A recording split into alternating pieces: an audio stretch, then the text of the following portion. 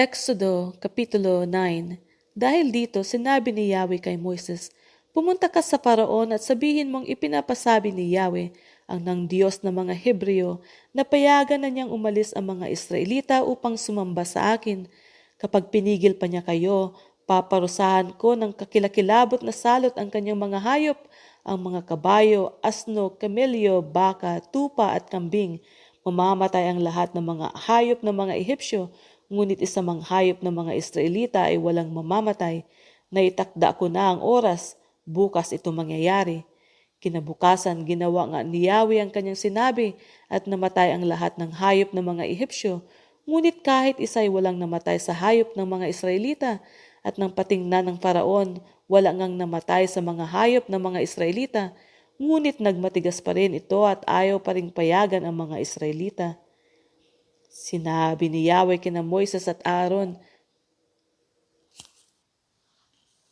dumakot kayo ng abo sa pugon at ito'y pataas na ihahagis ni Moises na nakikita ng Paraon. Mapupuno ng pinong alikabok ang buong Ehipto at ang lahat ng tao at hayop sa lupain ay matatadtad na mga pigsang nagnanaknak. Kumuha nga sila ng abo sa pugon at pumunta sa Paraon. Pagdating doon, pataas na inihagis ni Moises ang abo at natadtad nga ng mga pigsang nagnanaknak ang mga tao at mga hayop sa buong Ehipto.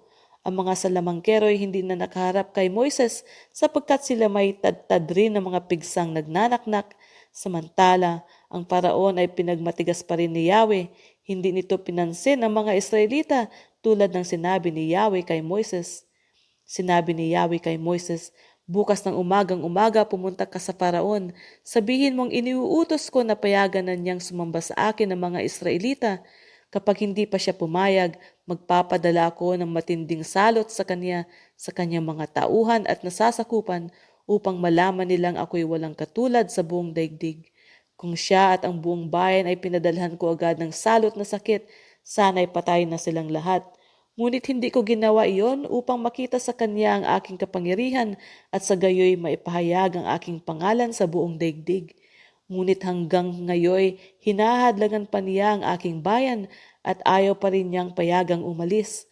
Kaya bukas sa ganitong oras, pauulanan ko sila ng malalaking tipak ng yelo na walang kasinlakas sa buong kasaysayan ng Ehipto. Pasilungin mo ang lahat ng tao at isilong ang lahat ng hayop sapagkat lahat ng bagsakan nito ay mamamatay. Ang ibang tauhan ng Paraon ay natakot na ipinasabi ni Yahweh kaya pinasilong nila ang kanilang mga alipin at mga hayop, ngunit ipinagwalang bahala ito ng iba at hinayaan nila sa labas ang kanilang mga alipin at mga hayop. Sinabi ni Yahweh kay Moises, iunat mong pataas ang iyong kamay at uulan ng malalaking tipak ng yelo sa buong Ehipto at babagsak ito sa mga tao at mga hayop na nasa labas, pati sa mga halaman. Itinaas nga ni Moises ang kanyang tungkod, gumuhit ang kidlat, dumagundong ang kulog, at umulan ng malalaking tipak ng yelo sa buong Ehipto.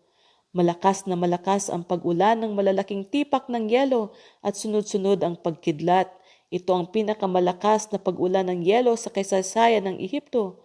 Bumagsak ito sa buong Ehipto at namatay ang lahat ng hindi nakasilong, maging tao man o hayop. Nasalanta ang lahat ng mabagsakan, pati mga halaman at mga punong kahoy.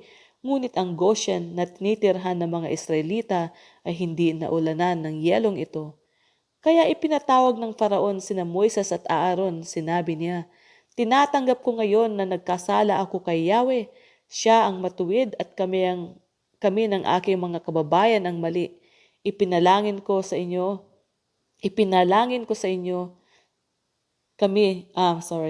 Ipanalangin ninyo kami sa Kanya sapagkat hirap na kami sa pag-ulan ng malalaking tipak ng yelo at sa malalakas na kulog. Ipinapangako kung kayo'y papayagan ko ng umalis sa lalong madaling panahon. Sinabi ni Moises, pagkalabas ko ng lungsod, mananalangin ako kay Yahweh, mawawala ang mga kulog at titigil ang pag-ulan ng malalaking tipak ng yelo. Sa gayoy malalaman ninyo na si Yahweh ang siyang may-ari ng daigdig, kahit alam kong kayo at ang inyong mga tauhan ay hindi pa natatakot sa Panginoong Yahweh. Ang mga tanim na lino at ang mga sibada ay sirang-sira sapagkat may uhay na ang sebada at namumulaklak na ang lino, ngunit hindi napinsala ang trigo at ang espelta sapagkat huling tumubo ang mga ito. Umalis si Moises at lumabas ng lungsod. Nanalangin siya kay Yahweh at tumigil ang kulog, ang ulan at ang pagbagsak ng malalaking tipak ng yelo. Nang makita ng Faraon na tumigil na ang ulan at wala ng kulog, nagmatigas na naman siya. Dahil dito, muli siyang nagkasala pati ang kanyang mga tauhan. Lalo siyang nagmatigas sa pagpigil sa mga Israelita tulad ng sinabi ni Yahweh kay Moises.